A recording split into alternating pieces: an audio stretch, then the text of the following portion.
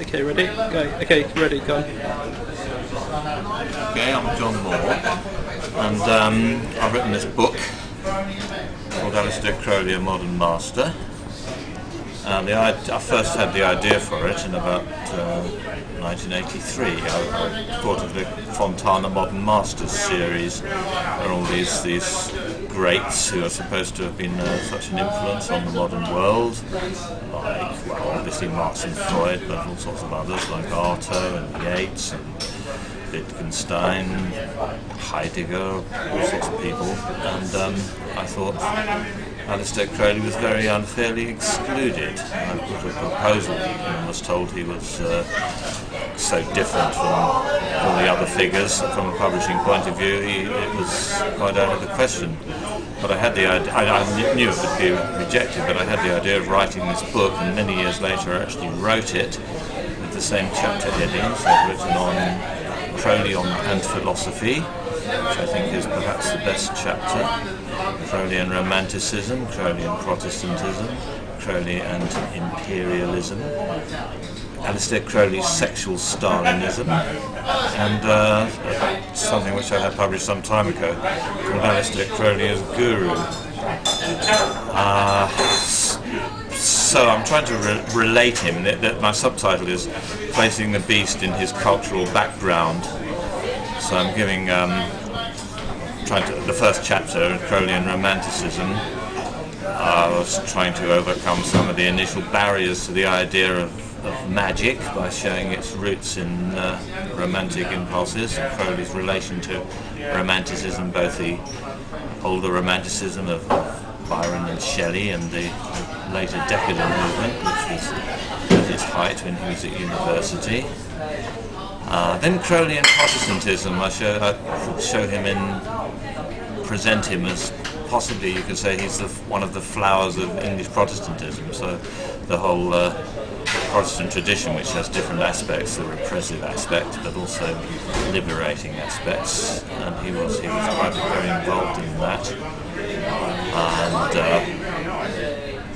Crowley in philosophy, I show how he tried to educate his readers by introducing them to some of the most complex philosophy and skeptical philosophy as well as mystical philosophy.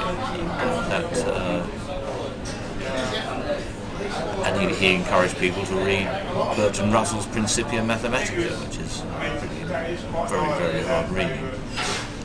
Then Crowley and Imperialism. I defend him against some of the charges put forward by people like Edward Said about Orientalism, because a lot of what Crowley did could be regarded as a form of Orientalism. Has been under quite a lot of attack, so I defend him from that point of view. In Aleister Crowley's Sexual Stalinism, I deal with what I think are some misunderstandings of his sexual teaching, which later so open to somewhat crude misunderstanding. And the final chapter is, well, this is one that's been published twice before. This is Aleister Crowley as Guru, a deal where it's been described, I think, as dealing with certain features of his personality. I haven't told any. Yeah. That's great. Can you maybe say something about Crowley in the modern age? Crowley in the modern age. Yes, yeah. I see Crowley as. How do you see Crowley now? Yeah, he bridges two cultures in quite an extraordinary way. The old sort of imperial culture, and then pop and postmodernism. He relates to both of these in a quite unusual way. His influence, he has had quite a strong influence. He had a strong influence on in the 1950s, partly through young people reading John Simmons' biography, and this came out in the interest that a lot of rock stars showed in him. There is a lot of. I haven't dwelt too much on modern developments of Thelemar, because I'm trying to present him in a how he could be taken as contributing to mainstream culture. How, as I said, a lot of these modern masters, the people that were originally in the series, in the course of my discussion, they just come in naturally, and Crowley has criticisms as a continuing dialogue, and I feel it's extremely unfair that he has been excluded. I mean, the intellectual power of his writing is really quite remarkable, and it's only prejudice against it which people don't take any notice of. I mean, taken as a commenting on Freud, even T.S. Eliot. I mean, the idea of the Book of the Law could be treated as a modernist poem, and you could compare it with something like the Wasteland, and you could defend it.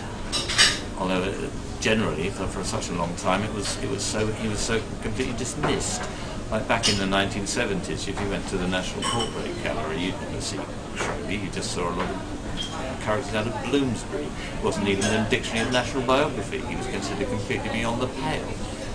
But if you just read him, I mean, his heritage, I think, is his books. That's the main thing, his literary heritage.